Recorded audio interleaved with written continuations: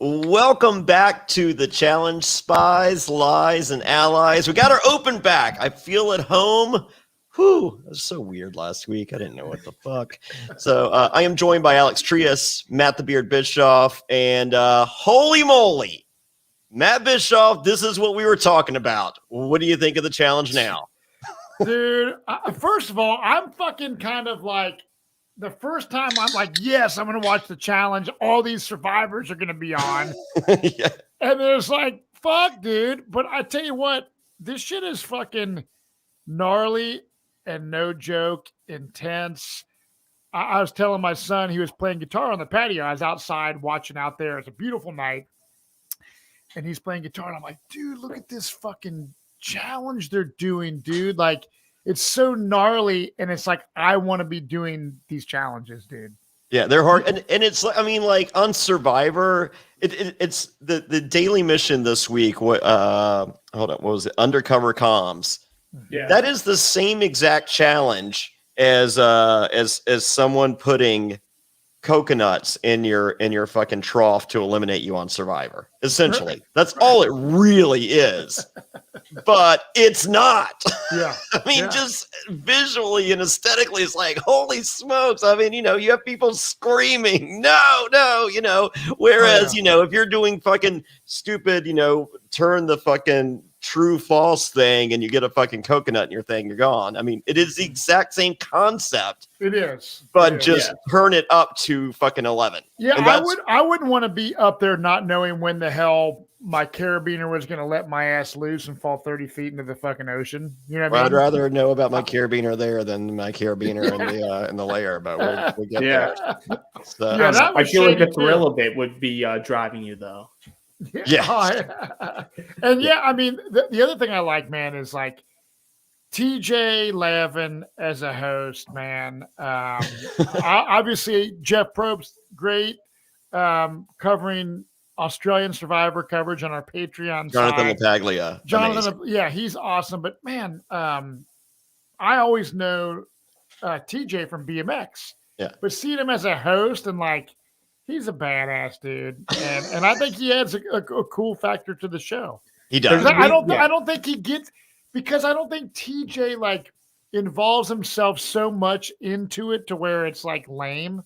You know what I mean? Yeah. No, and they love him. I mean, like it was really, really evident. I mean, like it's evident every season, but it was so evident on All Stars because you had so many people that had been on so many seasons. They came back and like as happy as they were to see each other, they were happy to see TJ.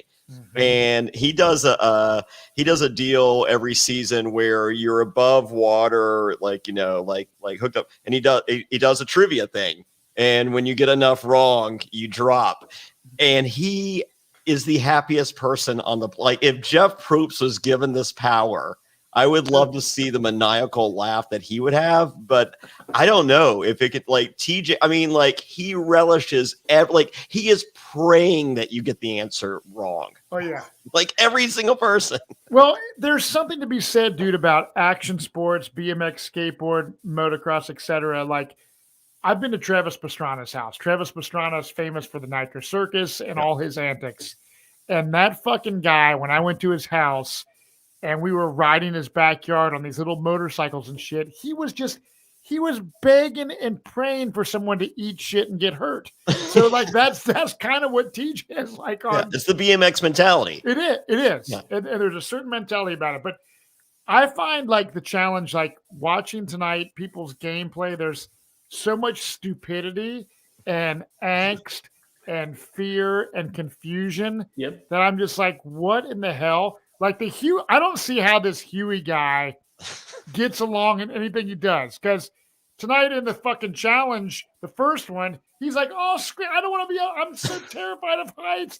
What was he yelling? Like, was it "Let me down"? It was something like he was literally yelling, like, "I'm quitting. I am quitting. Let me down." Yeah, it's like he's obviously afraid of heights, which I love it.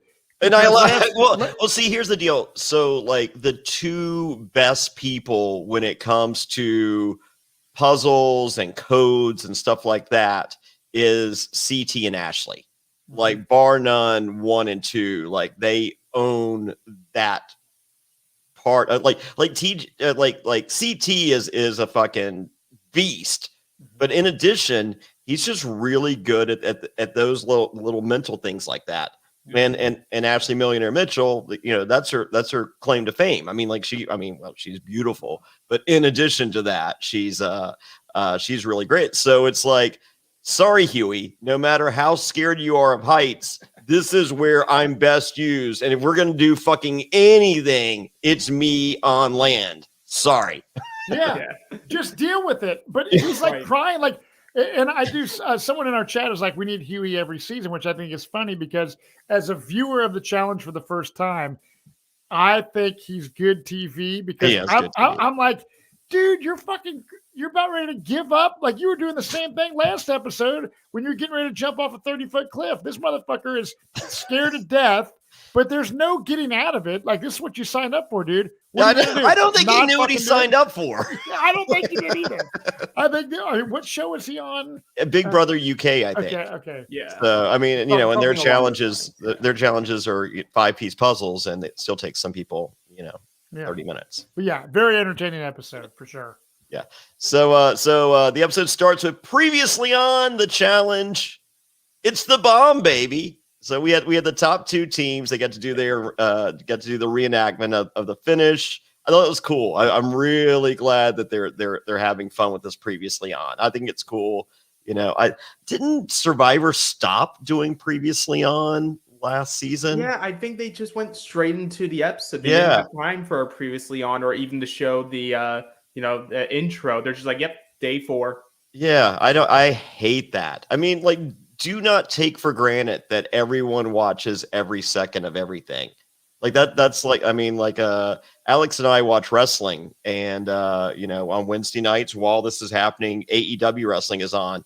And there's a lot of stuff that they'll make reference to that happens on their YouTube show.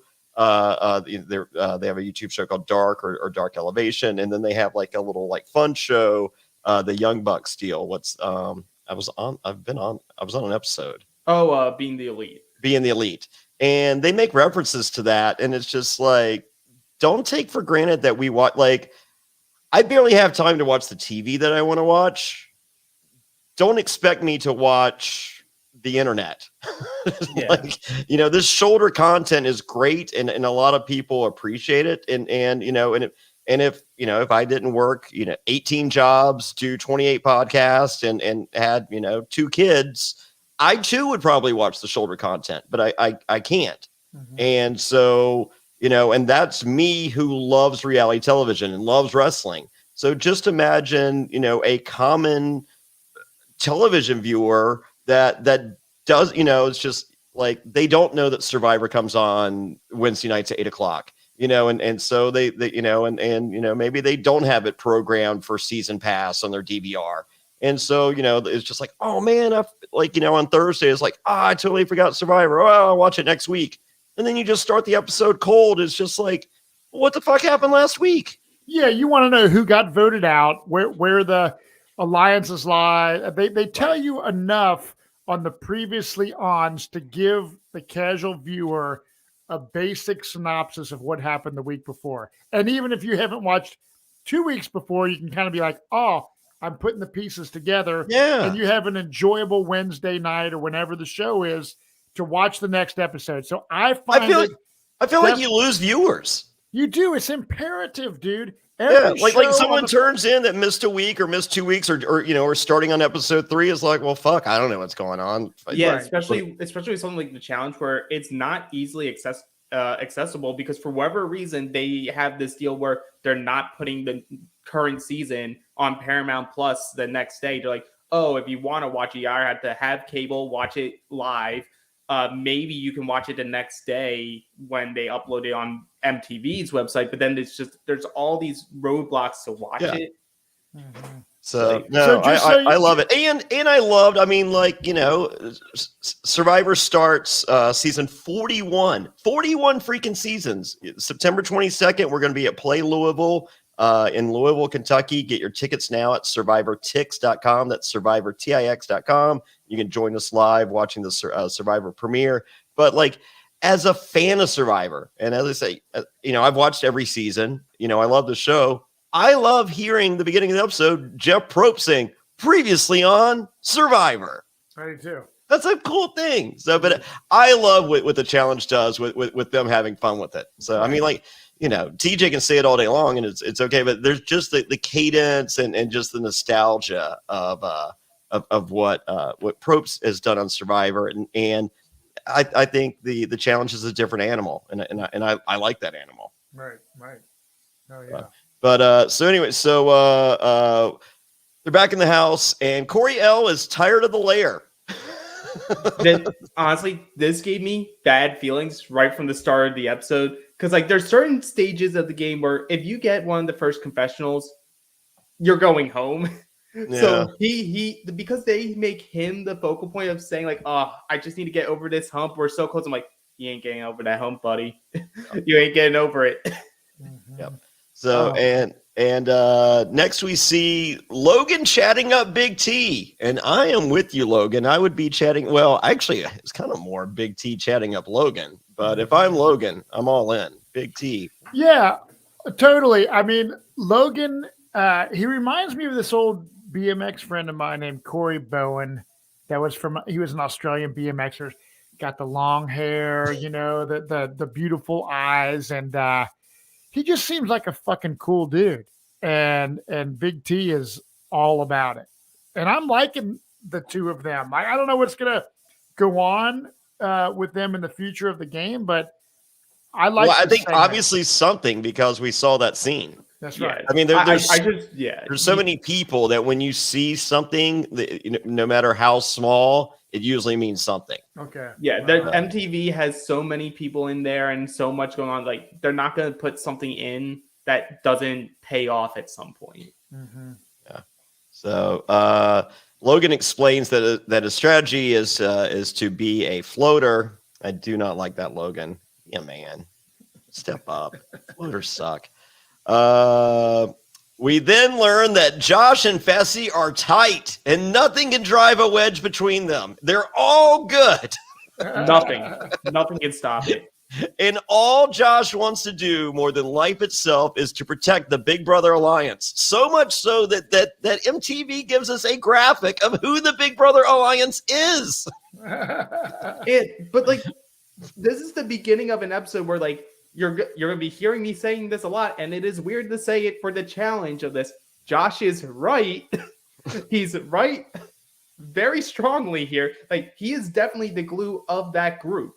Yes. The only thing that's protecting Amber or at this point from Fessy and Casey and everything. I don't watch Big Brother. I know, I have watched some Big Brother. Yeah. And I also am familiar with you've watched Josh. 2 seasons now. Yeah, I know who Josh is and stuff. Yeah. But he seems extremely hardcore, more than any. So I guess it's Amber, Fessy, Josh, and what's that girl's name? Casey.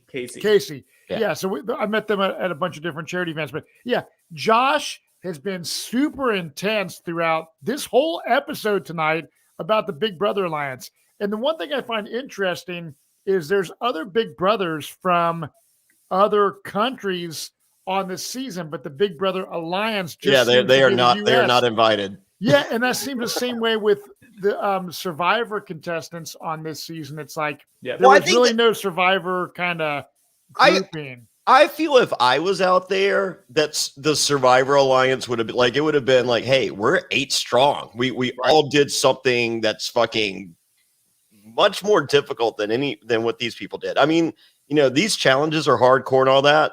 They ain't starving. They're going to fucking clubs. Yeah, right. Oh yeah. Right. So there is that bond and Well, think about it, Fair Play. If we were out there, let's say me and you were playing the challenge, and then people from Australian Survivor were on there, like Luke Toki and Henry or who, we would be bringing everyone in and be like, look, dude, we're fucking sticking together. Yeah. I don't understand, strength in numbers. It's interesting why the Big Brother Alliance did not bring more Big Brothers into the mix. But Emmy killed whatever potential there was for a Survivor Alliance on day dot when she rats out Michaela. there was already distrust in the U.S. Survivor group anyway. Oh, well, because yeah, of Michaela came in Yeah. before Day-Dot going, I'm fucking going after Tommy and Michelle. Right. And Right. like, so Matt, like to answer your question, what I think it is with the challenge mentality, it isn't so much like, oh, we're all different like survivors or different Big Brother people. They see each other as you're either an OG challenge, so like real world road rules, or straight into the challenge. You are Big Brother, you are a survivor, or you're a random US show, or you're a random international. Like those are the buckets. It doesn't matter if you were international survivor, you're an international. That's what you're labeled as. Yeah. Right. So there's like a hierarchy, obviously, then Yeah. amongst the game. Obviously, there's the veterans, there's the newbies, the rookies, I guess you call them. But yeah, that's pretty fascinating. So, is there any benefit of bringing in the internationals versus keeping it U.S. versus international? As I said, if I were out there, if you and I were out there, we would be working with the other survivors, or at least attempting to. And if that doesn't work, then it's just like, all right, well, you guys are done. Right. I just think there's a benefit to work with anyone that you're able to pull to gain a majority and have control over the house. Yeah. Well, actually, I take that back. I would go one step further. I would have the CBS alliance. I would align with Big Brother and the other. First you do the CBS alliance and get out like 12 dates of Christmas people and the circle. You get out the MTV vets. Yeah. That makes sense. There's more Survivor and Big Brother internationally, and like you pull those all together. There's more of them than there is of the MTV veterans. That makes and MTV veterans sense, win dude. So many times. So it's just like if you're all together against them, boom, they're out of their own show. This is their show. Yeah, that's unbelievable fair play. Like, I think that anyone listening to this podcast that's going on a future challenge, please do that. Just stick together, because a lot of people don't fucking do that, and they waste a great opportunity to freaking dominate a game. Yeah, and guess who's going to be at the end? The MTV people. Yeah, well, I mean, the MTV people with now the Big Brother people, because they're smart enough to align with the MTV people. Right. Yeah. Well, we'll see what happens now. Well, we'll see. I mean, yeah. So Josh wants to protect the Big Brother alliance, and and Betsy's like, So next we see Huey training with CT. It's funny as that was, Huey can jump rope better than me. Well, like I think he's I think I saw online people were saying that he's a boxer. A boxer, yeah, because those are boxer feet. Yeah, it was like he was very light on his feet, which and I think that was sort of like what CT was saying. It's like, don't underestimate this kid. Like, he's this loud, obnoxious, like goofball, but it's just like he can do his stuff. Like, there's something there. Yeah. So, I mean, he turned into Superman once he got in the water last week, and then, as I said, just that jumping rope. Pay attention. I mean, like, Matt Bischoff, you're a former pro BMX athlete. You're an athlete. Can you jump rope like that? Fuck no. I would be so out of shape and fuck jump roping. And what I want to say is that Bosu ball, or that medicine ball deal that they're on, where he's like, oh shit. I was like, fuck, I wish I had one of those, because I was like, you know what? That's probably harder than it looks, just to kneel on the middle of a medicine ball and keep your balance like that. You know what I mean? I think I'm buying one. Yeah, dude. It's I have one. Yeah.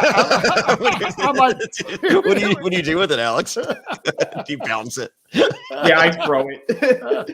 But yeah, no. Can you balance like that?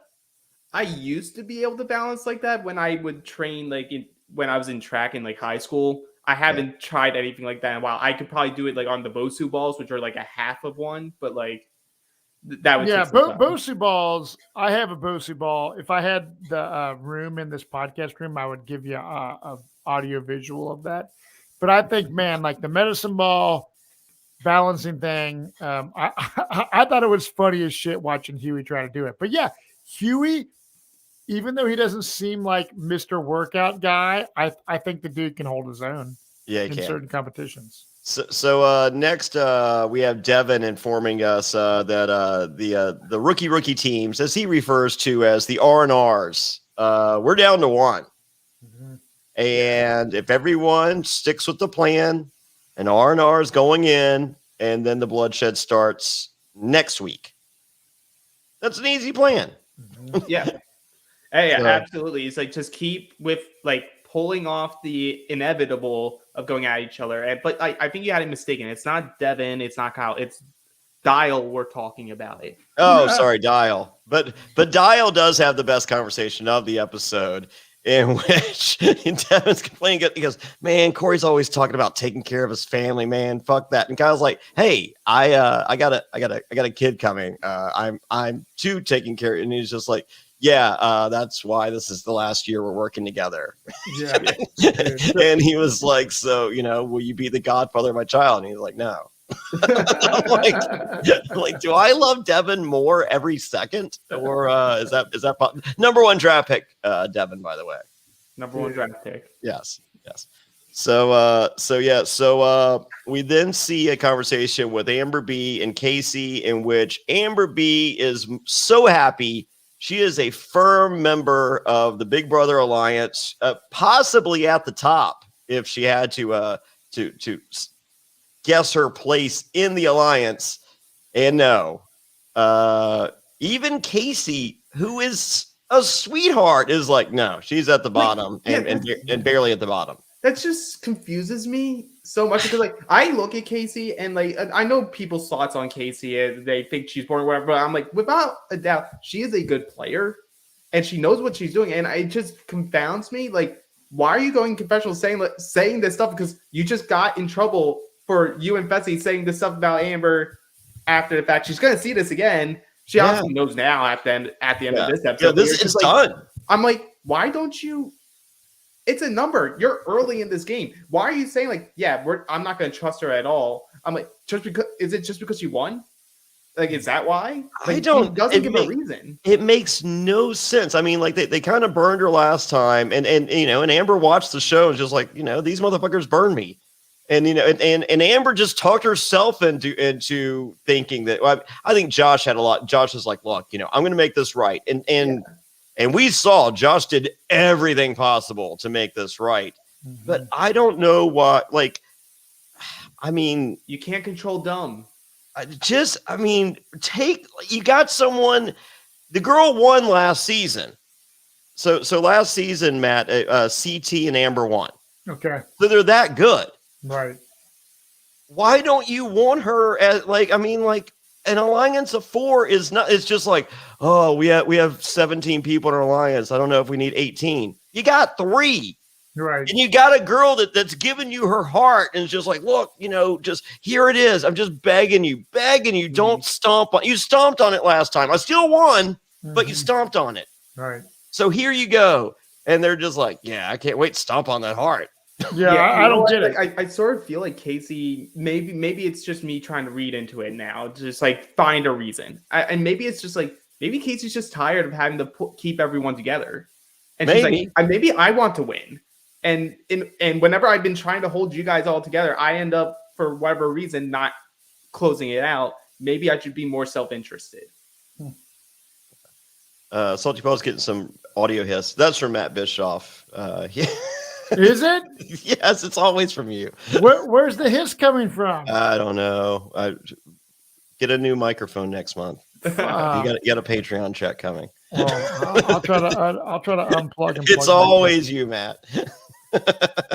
All right. Next is the daily mission. It's undercover comms, and they just announced it in front of everyone. Hey, vets! Everyone, go after Michelle and Coriel. Everyone, in case you didn't get the bulletin, we did post it up around the house for everyone to see. But in case you missed it, everyone go after Michelle and Coriel first. Right. Wow. So, yeah. And the challenge begins. Huey's panicking. And it's time for Ashley to draw some blood. And Ashley's so kind to let us know, Nelson, you break my heart, I break your game.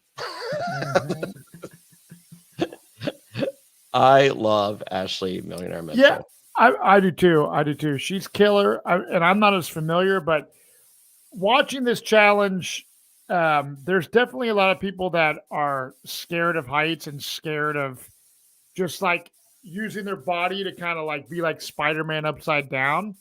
And I just think that like I don't know.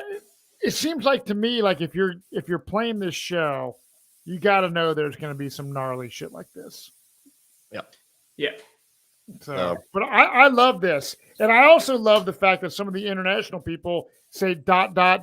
line period, like they have different terminology. So certain other people are getting confused on how to decipher the fucking code. I would just say the words you know. I would too, because if you said to me period / period, I would obviously know. My eyes would look for period / or period line period. Just say something that looks like a circle and one that looks like a line. I will figure it out. Yeah. Right. So that I think she kind of outthought herself for that. Right. So but Amber and Josh win heat 1. And they were going into heat 2. Gabo pats Nani on the head. I feel like that should have been reversed. It really should have, because Gabo just feels like he's just a pet. Yeah, I don't like. I think Gabo is finally figured out that Nani might not be interested in him. I feel he's a little slow on the uptake, and it didn't happen day 1. It probably didn't happen day 2. I'm guessing it didn't happen day 3. But whatever day we're at now, I think Gabo has figured out that he's not Nani's type. Dude. So I think, you know, in lieu of Gabo trying to make out with Nani, he's just like, oh, what do I do? And so he pats her on the head, and he's like, "Is that what we do?" So you know what? I'm guessing that Nani has probably pet Dabo on the head a few times, and he's like, "Oh, this is our thing." Yeah, right. She's like, "No, this is not our thing." So maybe it can be. So, but once again, the strategist of all strategists in this house, Devin, he's just like, "Look, the plan is simple. You know, we got out Michelle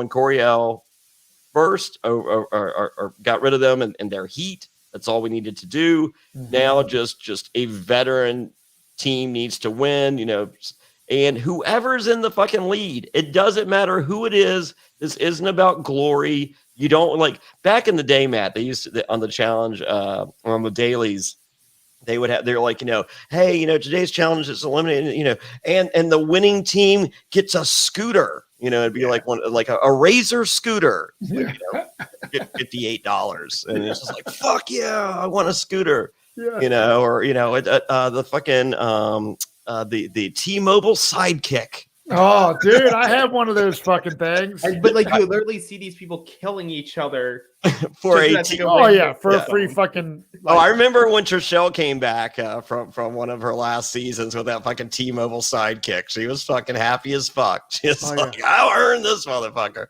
Oh, dude. So, but no, there's no glory. There's no T-Mobile Sidekick. They're just you know, it's just a vet needs to win this, and so whoever's doing the best, just let them keep winning. And Kyle says he didn't listen or didn't want it. Like, he explains to us what was supposed to happen, but after explaining, then explains he didn't listen. Yeah, that guy, I seriously think he had no fucking idea what he was doing or what his choice was going to be. I really think he just fucking like randomly was like, fuck, what do I do? What do I do? And then he pulled the fucking lever of those people, not even his best friend. Yeah. I like, it's like, that would be like me doing a fucking thing. And it's like, you know, I'm in a fucking challenge with Mike Holloway or something on a season. And then I walk over and I pull Johnny Fairplay, Lex Vandenberg's fucking thing when I could have pulled fucking, you know, Brandon Hans and Russell Hans. Guess what my reaction would be? Fuck. Very comparable to Devin's. Yeah, you would be like, what in the fuck are you doing, dude? Like, are you serious? Like, I don't blame him for getting pissed. Like, why did he do that? I think the only answer to that is the fact that he was so fucking dumb, and maybe he's poisoned by his teeth whitening cream that he didn't make a right decision. There you go. But it was No Hype fucking Networks. crazy. Corey had a great line. Kyle's a snake. Just look at him. He does have a snake look. Yeah, he does. Yeah, Like, he does. I would need some more information though of what was happening at that moment, because like at that time, based off of the edit and what we were seeing, Esther and Fessy were in the lead, not Devin. So like, if anything else, if I knew that, I would have hit Devin just to ensure the person that was going the fastest won in Esther and Fessy, and then like squash the beef afterwards. Like, dude, I saw them; they were ahead of you. You said we wanted that person, but like obviously he wasn't thinking like that. He was being stupid. But I'm like, I don't think it was him being a snake. It was just him being dumb. I think it was snaky in the fact. I think he just wanted to win, and I think he was like, it. I don't. Maybe he was under the impression that the winner of the first heat would go against the second heat, and it didn't matter because they were neither one of them were Michelle or Corey. Or maybe he did have the selfishness of wanting to win because he's one of the few veteran teams, and if he wins, you can't break up that team and be paired up with a rookie. Yeah. So I don't know. It just. It didn't play well, but it did not. No, your children are fighting now. Yeah. So Esther is smart, as she explains it. Top 3% in the class of 6,000. That was a pretty crazy statistic, man. I mean, the fact that she's that smart, that's pretty fucking smart. That's like top 1% of OnlyFans, right? You know? Yes, it's very comparable to top 1% of OnlyFans. Speaking of which, right after we finish here, we're going to go live. Right after this, we're doing season 41, the Yellow Tribe cast assessment. So that as soon as this podcast ends, same network, just go back to the YouTube thing, click on that. We have the War Dog and Victoria, who maybe has an OnlyFans. Well, speaking of OnlyFans, Johnny, don't we need to hear from our sponsor, Manscaped?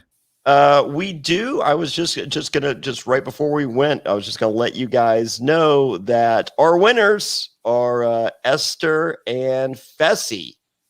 And with that, autumn is in the air, the pumpkins are in the patch, and our friends at Manscaped are here to make sure you don't carve your pants pumpkins when you're grooming, if you know what I'm saying. Make sure you're keeping things fresh this fall with the leaders in male grooming and their brand new 4th generation performance package. Boys, get ready for cuffing season like no other. Ready to take the leap into fall with Manscaped? Join the 2 million men worldwide using Manscaped by going to manscaped.com for 20% off and free shipping with promo code SURVIVOR. now listen, I have had my fair share of mishaps in the past, and going into Halloween, the guys like to dress scary, the girls like to dress inviting, and as a result, you're bound to get your pants down if you do things right. Well, you don't want a big bush down there. You want those things freshly trimmed, shaved so perfectly. Don't use a razor. Go to Manscaped. It's the only way, or you will not be getting treats, but only tricks. It's time to bundle up with the Manscaped Performance Package 4.0. Inside this package, you'll find their Lawnmower 4.0 trimmer, Weed Whacker ear and nose hair trimmer, Crop Preserver ball deodorant, Crop Reviver toner, Performance boxer briefs, and a travel bag to hold your goodies. First off, the new Performance Package 4.0 includes the new Lawnmower 4.0. And if you're looking to cozy up this fall, this trimmer is essential. Their 4th generation trimmer features a cutting-edge ceramic blade to reduce grooming accidents thanks to their advanced skin-safe technology. It also gives you the ability to turn a 4,000 LED spotlight on and off when needed for a more precise shave, plus it's waterproof. I hate shaving in the dark. That 4,000 LED spotlight, perfect. But the Performance Package 4.0 also includes the Weed Whacker. to chop your worst weeds up top in your nose and ear. So you use the Lawnmower 4.0 for your rear. Use this for your ear. This nose and hair trimmer uses a 9,000 RPM motor-powered 360-degree rotary dual-blade system to provide proprietary skin-safe technology, which helps against nicks, snags, and tugs in those delicate holes. Seal the deal with Manscaped's liquid formulations, the crop preserver ball deodorant. Everyone knows pumpkin spice lattes and ball deodorant go hand in hand. That's all they're talking about at Target these days. It's crazy. Then after trimming the pumpkin patch and whacking the leaves, give your balls a boost and use the Crop Reviver. Manscaped even threw in 2 free gifts to their Performance Package 4.0, the Manscaped Boxers and Shed Travel Bag. You see me on the road, I have the Manscaped Shed Travel Bag with me everywhere I go. Get comfy on the home and on the go this season. So get 20% off and free shipping with the code SURVIVOR at manscaped.com. That's 20% off plus free shipping with the code SURVIVOR at manscaped.com. Make your balls a priority this fall. Choose Manscaped. Your balls will thank you. Promo code SURVIVOR. I've been trying to cut down on carbs, sugar, and unhealthy food and realize I basically can't eat anything anymore. I mean, I used to love eating that delicious cereal, but I can't. But wait, I can, thanks to Magic Spoon. 0 grams of sugar, 13 to 14 grams of protein, and only 4 net grams of carbs in each serving. That's only 140 calories a serving. It's keto-friendly, gluten-free, grain-free, soy-free, and low-carb. Plus, build your own box. Available flavors to build your very own custom bundle are cocoa, fruity, frosted, peanut butter, blueberry, cinnamon, cookies and cream, and my new favorite, maple waffle. Magic Spoon just recently brought back 2 super popular flavors, cookies and cream and maple waffle, just like you're talking about, Johnny, permanently. When these flavors were first introduced for a limited time, they sold out extremely quickly. You should make sure to get these again and try them for the first time. They're delicious and indulgent. Every morning I wake up, I look into my cabinets. All I have is Magic Spoon cereal. I have all the options, and I'm like, I'll do a little bit of I'll mix some cookies and cream with a little cinnamon, maybe cocoa and peanut butter. But oh man, that maple waffle just by itself is just something so spectacular. Hey, they're perfect not only for breakfast, but that guiltless midnight snack. So go to magicspoon.com/survivor to grab a custom bundle of cereal and try it today. And be sure to use our promo code SURVIVOR at checkout to save $5 off your order. And Magic Spoon is so confident in their product, it's backed with a 100% happiness guarantee. So if you don't like it for any reason, they'll refund your money, no questions asked. Remember, get your next delicious bowl of guilt-free cereal at magicspoon.com/survivor and use promo code SURVIVOR to save $5 off. And thank you to Magic Spoon for sponsoring this podcast. And we're back, and we learn in a confessional that Kyle is Devin's best friend. Not that he picked him, they're just both dickheads. I have a lot of friends like that. I can relate. Hey guys. So we're at the club, and how great is it that it's our club music is In Sync, I Want You Back. I thought we were going to get the reunion of Kyle and Devin there, but I feels like they both stood their ground until the next day. 100%. Yeah. So Corey L talks to Fessy, and who's sitting there like the Godfather, and he's like, "Look, I want Huey, and Michelle wants Patina. They're in their perception the 2 weakest rookies. They haven't proven themselves. Most everyone else has gone in, so that's who they would like." So and then we see Josh, who is usually the hothead on the challenge. Josh is there to calm Devin. Wow. What growth? What were we talking last season? If Josh can do this, and we see Josh lose it later, but I'm with it. And honestly, him losing it later, I feel was completely justified. Yeah, I'm for that. So we see that Amber B likes Jeremiah, and Jeremiah likes Amber B. So that's a good looking couple. I see their attraction. So it's the next day. Devin and Kyle decide to bury the hatchet before deliberation. That's a smart move. You do not need to air your grievances during a 20-minute convo in which anyone's looking for any reason to do anything. Right. So on Survivor, I feel like it's a little easier to, like, when you do have that rift and not everyone else voting, you have that rift, you can put it on two people right there, no problem, and send someone home. Right. Totally. So, but during the deliberation, Huey reveals that he voted for himself last deliberation. Huey is a piece of work. I mean, like, the guy is a total wild card, but that's what makes it You so think entertaining. he voted for himself? It makes it so freaking entertaining to watch, dude. It's hilarious. Ashley's like, people go home on hinky votes. What are you doing? I didn't think it would affect our game. Oh man. So Ashley can't trust Huey.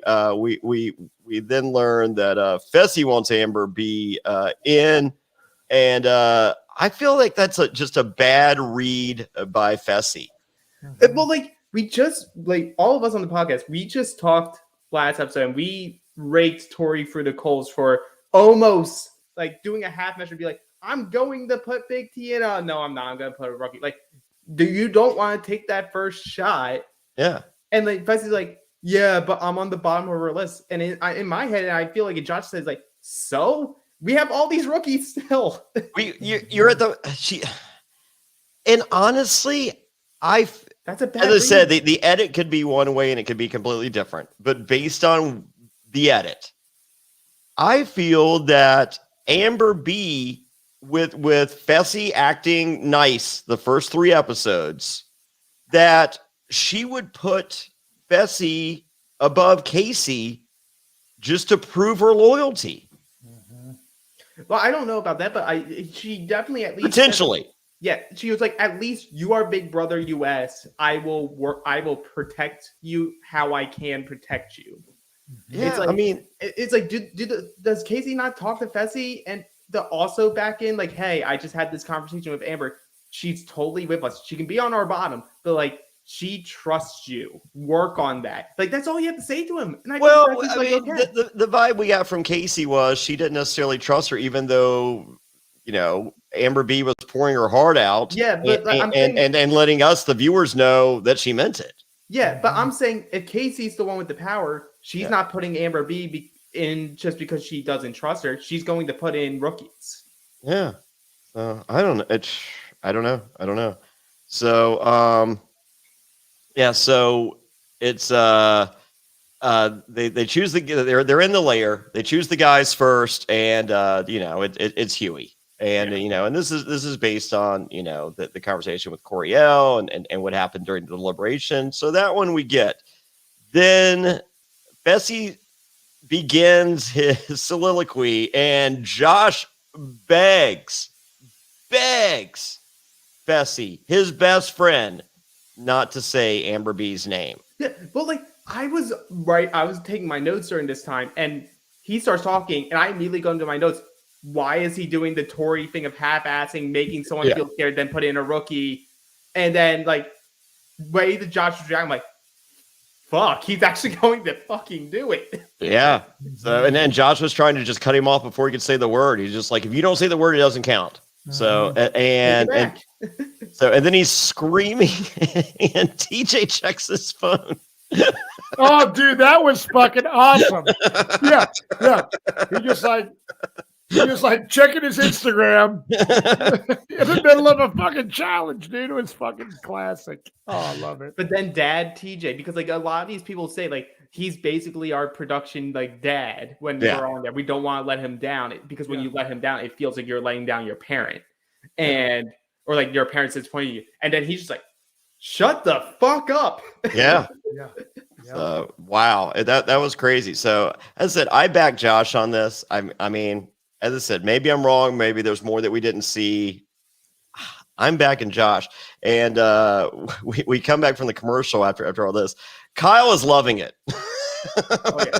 He's absolutely loving it. And also for further context, I guess it's something that will be revealed later. But Amanda tweeted during this part of the episode going, there's a reason why Fessy didn't want to put in Bettina. And then it was just like ... Oh, okay. Well, there you go. So he's like, oh, okay. So I'll get my revenge instead. Yep. So Amber B is the choice, and Amber B proclaims Fessy is still messy, which is a recurring theme of Fessy on the challenge. So we get the confessionals between both pairs before they actually go into the lair battle, and Michelle says it's our time to go, and I'm just like, bad word choice, Michelle. So that's Yeah. I don't think that's how she meant it, but I'm just like, No, not at I'm all. like, this is the worst foreshadowing ever. Yeah. But then like you were talking about before, like last episode, Huey became like Superman. Yeah. He was the Hulk tonight. He was. was. And as much as you would think that, Michelle, who's a beast, and Corey's a beast versus Amber B and Huey would be a mismatch. So The size difference of Yeah. Corey L and Michelle was the difference. that's what I was about to say. I was like, the fact that Amber B's a taller girl on the cast and like a similar height to Huey, I think it was a huge difference maker. Yep. It's just like, because you're not having to just because you're already having to level off going through all these like You're leveling off every foot. Yeah. And honestly, I think this isn't a challenge for a big guy. Like Corey's at a disadvantage in this challenge, even if he has like a normal size or not normal size, but someone similar height to him. Yep. He's too bulky for this type of challenge where you need to be a little bit more limble and flexible. Yeah. So This would be a good one for. You think Tommy Sheehan would have done good in a challenge like this? no. Nope. There's no one tall enough for him. It's not made for tall people. He would have been with Big T. Yeah, it would. Yeah, him and Big T would have done worse than Coriel and Michelle, and they didn't do bad. No, they didn't. They caught didn't. up at the end. Yeah. They did. But So- how about Huey having a huge lead and deciding to stop to be like, let me talk shit? Yeah, that was fucking hilarious. Like, are you kidding me? That'd be like, I always go back to Survivor. Imagine if someone's doing a challenge and then starts getting in a verbal fight against someone that they're On the You know other what I mean? tribe, Yeah, it's just like, it's just dude, like who you gives have a to fuck? you have to. This is a fucking competition. A lot is at stake. Yeah. Leave that shit at the door, and talk shit after it. Yes. Yeah, but this kid Huey, he's like a little chihuahua. He's just like, oh, there's someone over there I need to yell at. I'm gonna yell at that person. Like I'm gonna stop focusing on what I need to focus and focus on this other thing because it's a shiny object and I am very much wanting to yell. But what at I it. do like is that his partner says, "Dude, look at me. Yeah. Stop, focus, and fucking." So she had to kick his ass in gear. So Yeah. Yeah. So That's and one way. for Michelle and Coriel, their carabiner gets stuck, and that sucks. So I mean, That them's the breaks. I think they were kind of yelling at production, and production's like, sorry. Yeah. And Right. and like I believe Huey when Huey was saying mine got stuck too, we were Yeah. able to get unstuck. And We got obviously unstuck. Michelle and Coriel were eventually able to get unstuck. Yeah. Mhm. So no, that's when you just jerk that shit just as hard as you fucking can and fucking hope for the best. So Right. Right. and hope it doesn't get it more stuck, which apparently it did. Yeah, So- so Huey wins, and then immediately, Well, Huey drops the key, yeah, oh yeah, Yeah. but is able to do the splits and retrieve the key. Mhm. So so Amber and Huey win, and holy moly, we get a from Amber B, fuck Big Brother. Dude. From Huey, fuck you, you fake bastard, to Coriel. Mhm.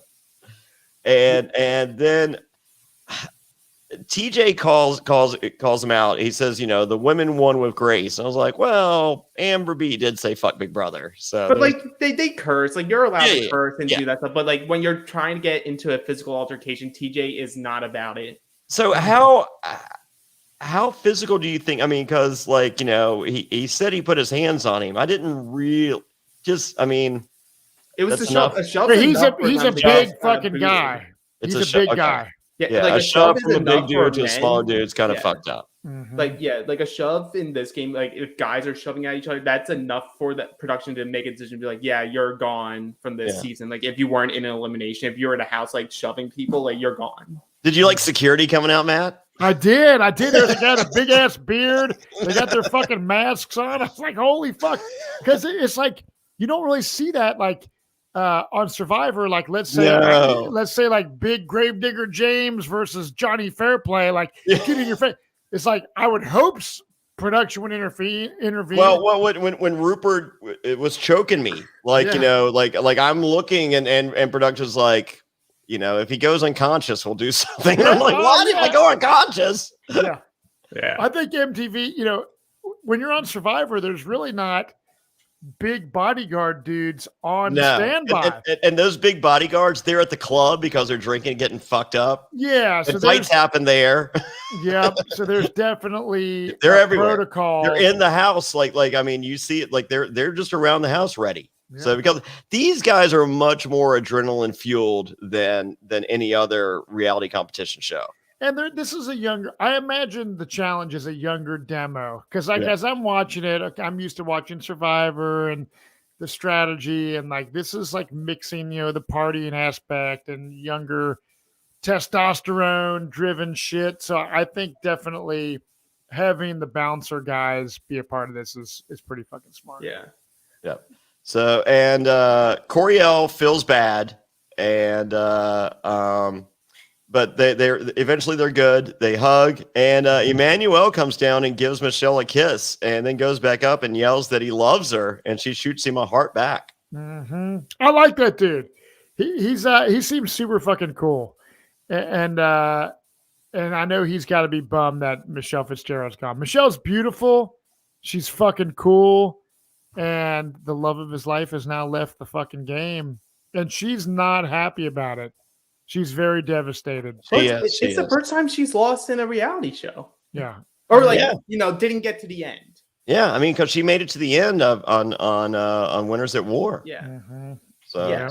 But like, do you guys think, even though they're only out, they're both gone by episode 4, it's a 19 episode season, do you think they, based off the edit at least, do you think they see something in Coriel and Michelle where they're like, if we're trying to find people to come back for the next season, there are 2 people that are on the list now. Michelle definitely I mean, like you had Tori basically say that she's like one of the toughest competitors in the history of the challenge last and she week. seems very well liked by the cast. Yeah, and TJ Levin straight up says, I hope to see you. I don't know if he says that to everybody, but he acted like, no, he does not say that to everybody. He does. Okay, well, I noticed him say, "I hope to see you guys come back to play the challenge." So on All Stars, he says, "Hope to see you never." Yeah, wow.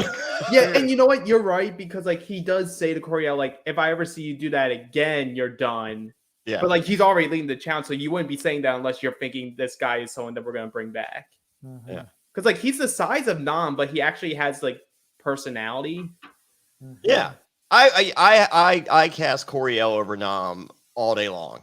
Oh yeah, I think Coriel's very charismatic. He was just in a rough spot this season. I feel like put him on another season, and now he has like the credibility. Yeah, and I think if he does okay on his next season, I think he gets brought back a 3rd season. He's a vet. He does great. Yeah, we need a rival season. Get him paired up with Huey. Oh, I'm for that. Oh, yeah. I think that's a fun team. Yeah, I'm all about that. So it's now time for our winners, Amber B and Huey. They can stay with their partner, or they can steal a partner, or they can take the and Ashley. Look, no. I Huey. Love you, but no, no, do not. And Huey makes a random choice with Nani. And I think that's a good move for him because I think Huey needs someone that will pat him on the head, that will calm down the Chihuahua, and that is socially aligned with pretty much everyone. Mm-hmm. I'm not sure if there is a right partner for Huey on this cast. I think there's wrong partners. Oh, there's definitely wrong partners, but I mean, I get it. Like people said, like, oh, Nine was a great partner with Josh, but that was because they were friends outside the show before they were ever partners. Like, she is usually someone who needs a support system from her partner, not being the one to give support.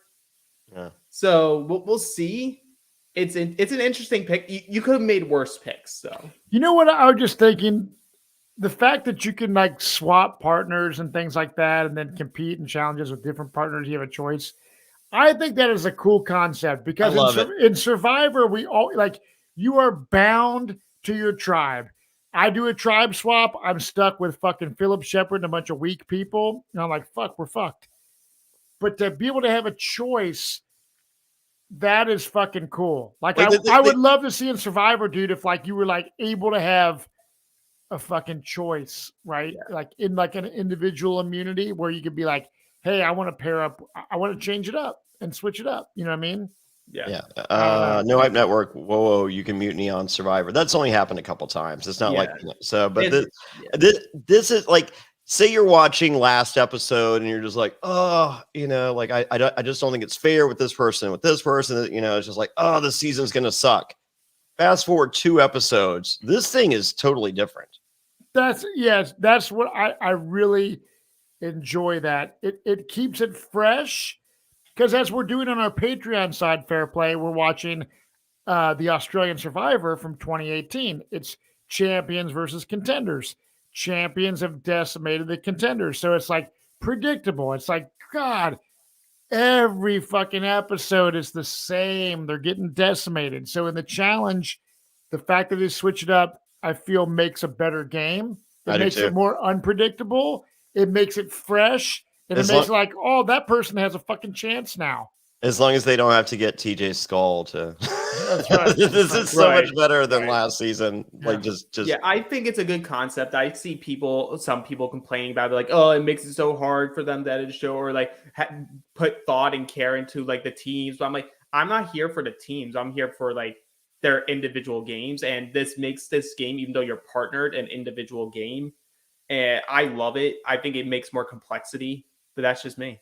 Well, yeah. I like it too. And you're talking from someone that's a newbie viewer of the challenge. So I'm stoked on it. I dig it. And so now it's Amber B's turn to choose her partner. And number 1 draft pick goes Devin again. And this is a smart move because this puts Gabo with it results with Josh with Ashley, another veteran team. We have Amber with Devin, who's a veteran team, and it leaves 2 rookies sitting out there with their dicks in the wind with Gabo and Emmy, and they're obviously going to be the deliberations vote next week. Yeah, and obviously, I think also from Josh's perspective, because really you could have taken any male veteran, but he trusts Devin and he trusts Amber B. He's now in a factioned off from Fessy, who knows with Casey. So he's like, let me pair up Amber with someone I trust. Yeah. And now we have another group. Yeah. And I love the combo of Ashley with Josh. Mm-hmm. Yeah, I think they'll work well. Yeah. Yeah, like Josh is underrated. Like he's not the best in eliminations, but like he does pretty decent in like their daily challenges. He does. And listen, I think we have a more focused Josh. As I said, like, tonight's outburst, a lot of people looking for the Josh outburst. We got it, but it's okay because he goes a little over the top. It came from the right place. But I'm like, I understand he's like having verbal shit with Fessy, but then he like gets down and like walks up right in front of him. Like, is that his kind of typical attitude? Well, because he knows there's security there. Yeah. It was pretty crazy. But yeah, overall great episode, man. I'm stoked to see where we go from here. Awesome. So I'm excited. Next week looks fucking badass again. And I think we heard maybe we heard an ambulance like at the Yeah, back end of that. yeah, So we see an ambulance. So I am ready for it. Guys, please click like, share, do all those things. And we got a couple ad spots running right here. And you know what? Fuck it. No more ads. We're gonna go live in 2 minutes over on just check right back here, same network, and we're gonna talk season 41 Yellow Tribe. Here we go. Yeah. bye everyone. See ya.